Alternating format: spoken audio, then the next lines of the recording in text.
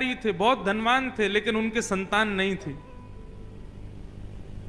तो कहीं कथा में उन्होंने सुना कि भाई जिनको संतान नहीं वो ठाकुर जी को ही संतान मानो। आज मैं भी कह रहा था कथा में। तो उन्होंने उस बात पर इतना विश्वास किया कि वे घर आए और घर आकर के अपने ठाकुर जी को ही अपना पुत्र बना लिया और उसी दिन से सेवा प्रारंभ कर दी, इसी भाव से कि ये मेरे पुत्र हैं। और उनका नाम रख दिया कुंजो बेटा। क्या नाम रखा? कुंज बिहारी नाम था, इसलिए नाम रख दिया कुंजो बेटा। अब सेठ जी थे, बहुत व्यापारी, बड़े अच्छे धनवान थे। समाज के सब लोग उनके पास आया करते थे, सब आके बैठ के हालचाल सुनाया पूछा करते थे। एक बुजुर्ग ने उनसे कहा कि बोले सेठ जी, आपका इतना बड़ा व्यापार, इतनी जमीन जायदाद आपकी है, लेकिन आपके बाद कोई वारिस नहीं है आपका। बोले किसने कहा वारिस नहीं है? बोले कौन है वारिस? तो अपने मंदिर की ओर दिखाते बोले बैठो है मेरा वारिस, मेरा कुंजो बेटा। तो बड़े बुजुर्ग सब हंसने लग जाते, बोले कि आप भी ऐसे ही हो, बताओ किसकी बात में आ गए? भगवान किसी के बेटा होते हैं? बोले भैया देखो मेरे तो बेटा हैं, मैंने इन्हीं को पुत्र मान लिया, मेरी संपत्ति जायदाद सब इन्हीं की है।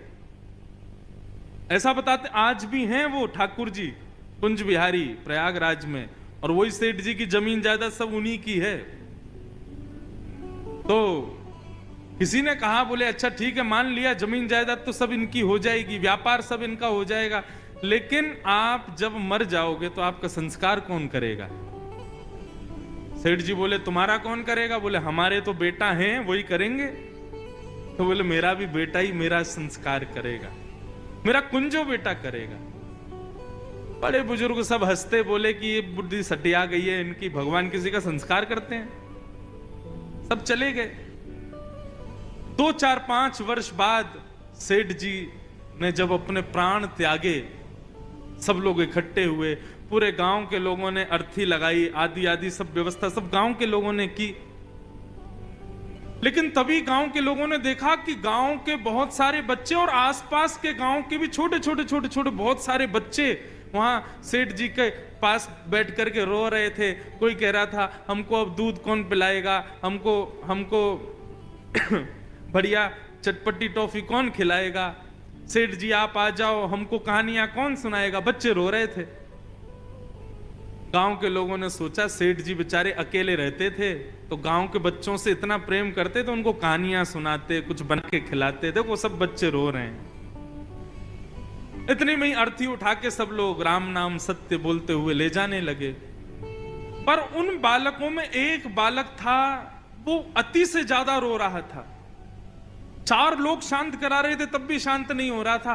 तो गांव के लोगों ने विचार किया, भैया देखो सेठ जी का कोई बालक तो था नहीं, संस्कार उनका करना है, ये बालक जो सबसे ज्यादा रो रहा है ना, हमको लगता है इसके सेठ जी सबसे प्रिय थे, इसी से ही संस्कार करा दो।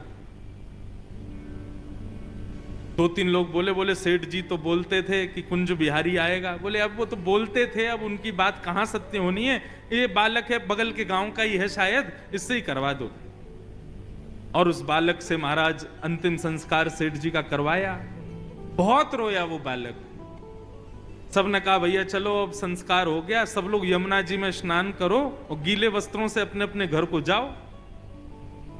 जैसे ही सबने यमुना जी में प्रवेश किया, उस बालक को लेकर के गए। जैसे ही उस बालक ने डुबकी लगाई, अंतर ध्यान, आया ही नहीं बाहर।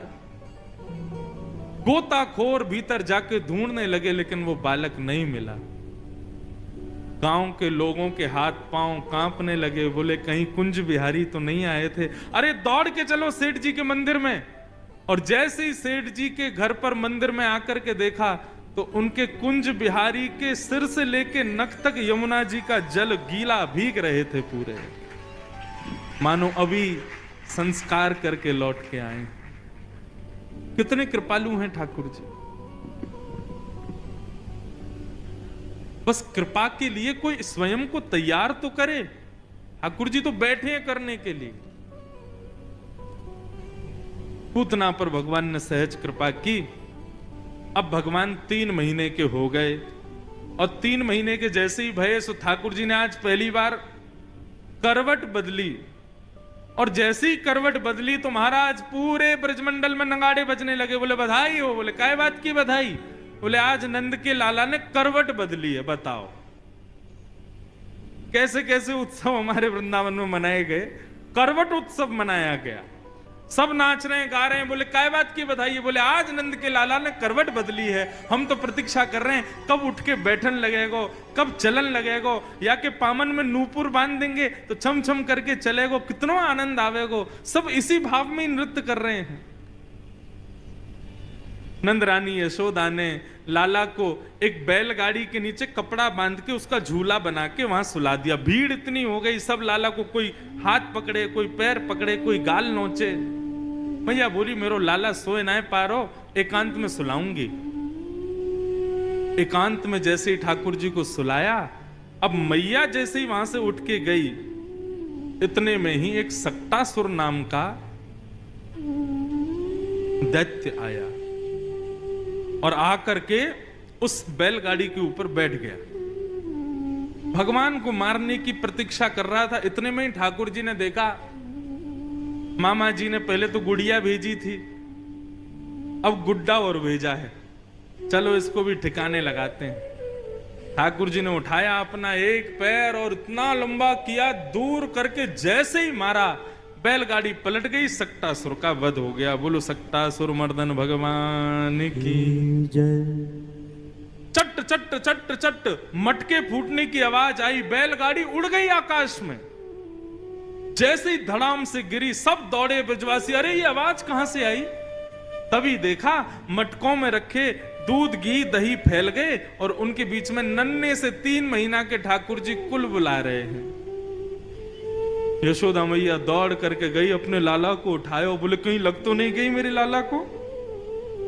इतनी बड़ी बैलगाड़ी कैसे गिर गई? छोटे छोटे बालक आए।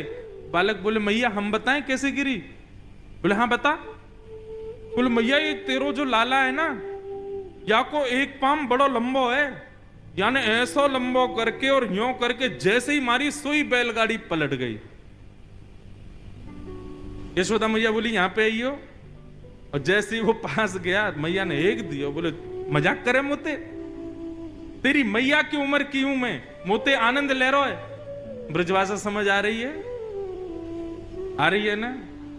आज ब्रजभाषा ही चलन दो, कल तक आप भी बोलने लग जाओ। अरे बड़ी मीठी भाषा है आपकी सिंधी भी तो अच्छी है ना। अब आप लोग हमारे सामने भी बोलते तो हम सुनते हैं।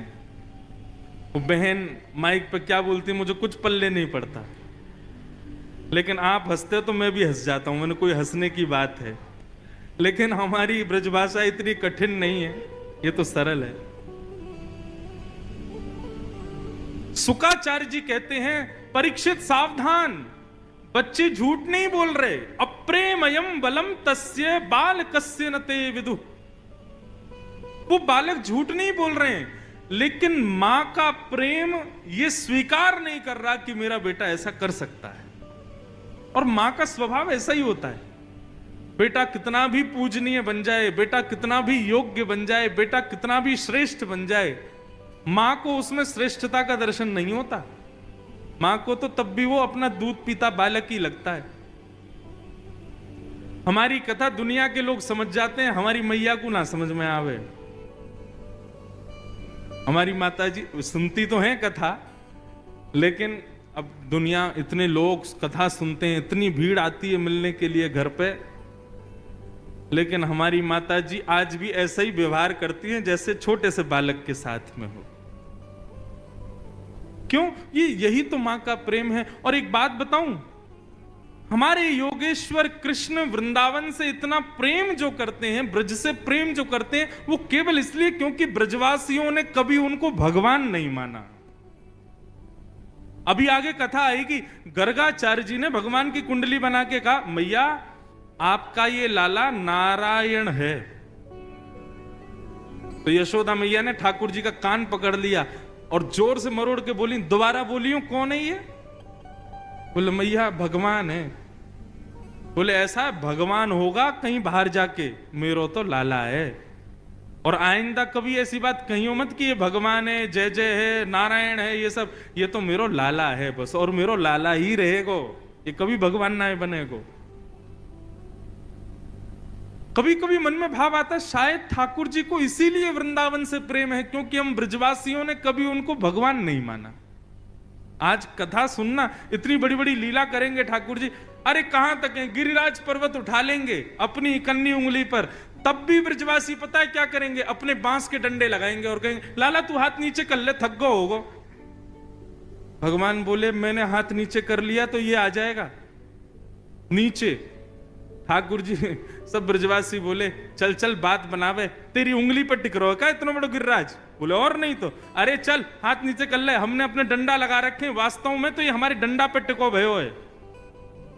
ठाकुर जी बोले आप बड़े भोले हो सब लोग, चलो संभालो मैं हटा रहा हूं उंगली। जैसे ही ठाकुर जी ने उंगली हटाई, चट चट चट चट चट चट सबके बांस बल्लियां सब टूटने लगी। अरे लाला संभाल संभाल संभाल।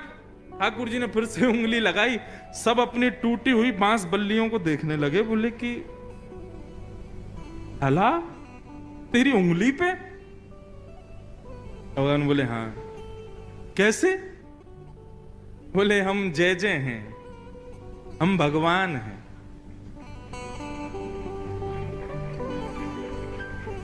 ब्रजवासी बोले दोबारा बोलियो कौन है तू?